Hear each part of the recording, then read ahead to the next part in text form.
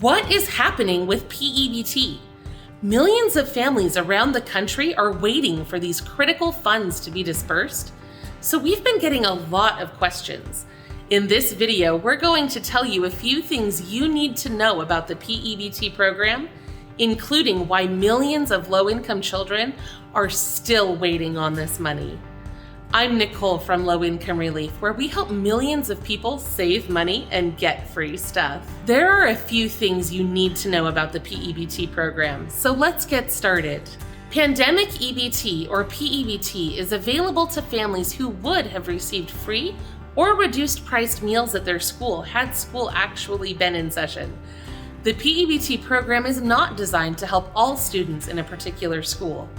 The program is specifically aimed at helping those students who would normally qualify for free or reduced priced meals at the school.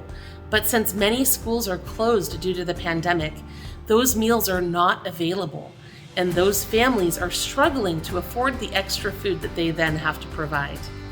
In order to be eligible for P-EBT funds, your child must meet two requirements. First, they must have qualified for and would have received free or reduced priced meals. Second, your child cannot receive those meals because the school is closed or has been operating with reduced attendance or hours for at least 5 consecutive days in the current school year. Children who are homeschooled do not qualify for P-EBT because they would not be eating those free or reduced priced meals at school even if they meet those income requirements.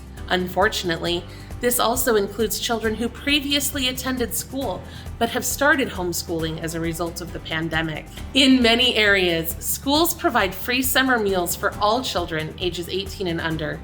Participation in this summer meals program does not mean that you will be eligible for P-EBT. You must register and be approved for the National School Lunch Program or the School Breakfast Program in order to be eligible for P-EBT. P-EBT is not available in all states or school districts. Although the P-EBT program has been authorized by the federal government, each state must request and become approved to participate in the program. As of the time that this video was created, there are still a handful of states and territories that have not been approved to disperse P-EBT funds for the 2020-2021 school year.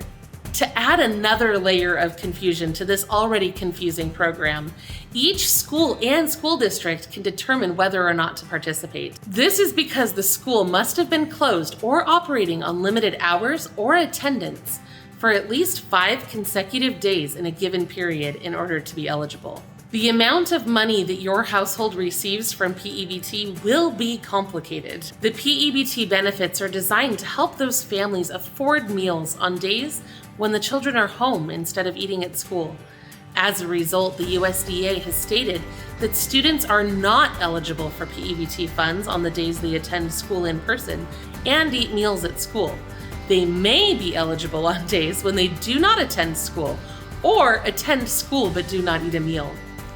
P-EBT funds are available for weekdays when the child attends school virtually or through distance learning, but these funds are not available during school breaks or holidays. Recently, P-EBT has also been expanded to include younger children. Another complicating factor is that the P-EBT amount also has to be calculated for children under the age of 6 whose families receive food stamps. This is intended to help families who are spending more on groceries due to a loss of childcare for these very young children. For example, Delaware has announced that children under the age of 6 are eligible if the child belongs to a household that receives SNAP benefits and the child lives in an area where 1 or more schools are closed or operating with reduced attendance or hours because of COVID-19. Those children will receive retroactive benefits for October, November, December, and January by the end of May. They will receive additional funds for February, March, April, and May by the end of June. These P-EBT deposits will be tremendously helpful to the families that receive them, but please remember that that schedule we just discussed is only for children in Delaware. For other states, it may take a while to get the 2020-2021 funds. We are now near the end of the school year, and yet millions of families are still waiting for this critical federal food aid. These funds were supposed to ensure that children are fed even though many families cannot access the free and low-cost school meals because of the remote learning requirements. Nationwide, approximately 30 million kids eat at least one meal at school every day.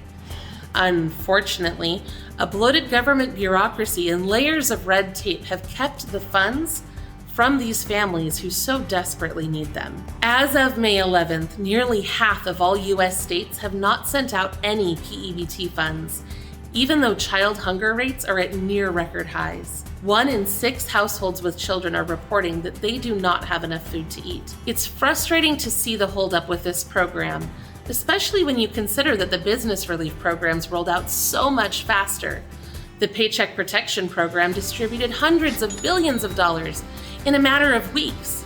Stimulus checks were also quickly dispersed, but for some inexplicable reason, food for children takes much longer.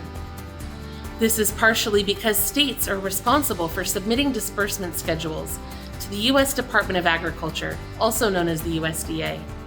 The USDA has to approve these plans before they are enacted. Most states have submitted their plans and have been approved to start dispersing P-EBT funds. However, some states still have not submitted their plans, and therefore there is not relief in sight for low-income residents of those states. The states that have not yet been approved to start operating their P-EBT programs include Alabama, Arkansas, Georgia, Mississippi, Missouri, New Hampshire, Oklahoma, South Dakota, and Wyoming. Even in states that have been approved, the distribution has become very complicated. Because funds are only authorized for certain days for children that are not physically attending school, calculations can be very complicated. School schedules are set very locally, and many districts are operating on different schedules. Some are allowing in-person attendance, while others are only doing school virtually. Many have returned to a hybrid schedule, which allows for some in-person days and some online days. Since some cities have multiple school districts and some families have children attending different schools on different schedules, this can make calculating the correct amount of P-EBT benefits for each household very complicated.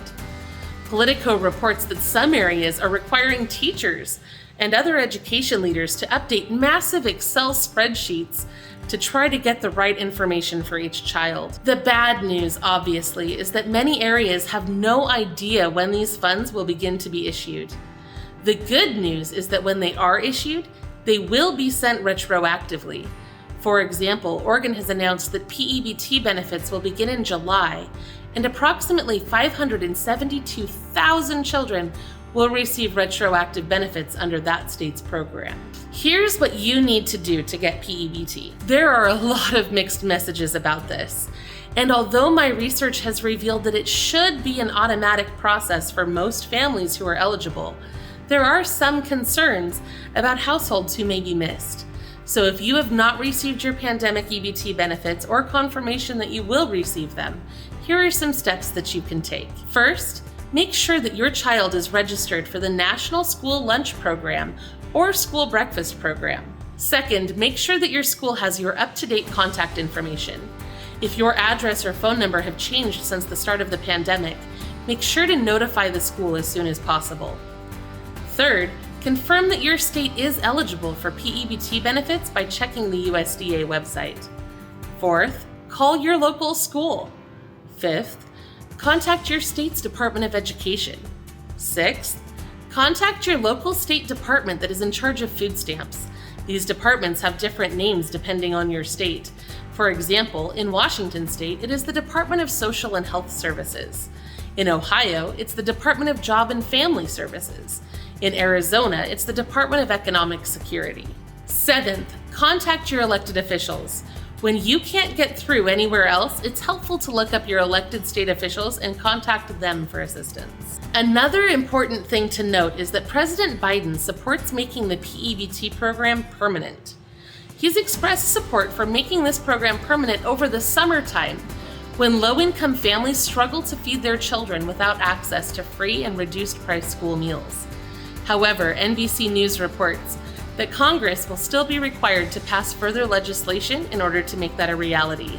However, in the future, P-EBT may become a consistent summertime staple for low-income families. I hope this information has been helpful to you. Subscribe to our channel and enable those notifications so you never miss another way to save money and get free stuff.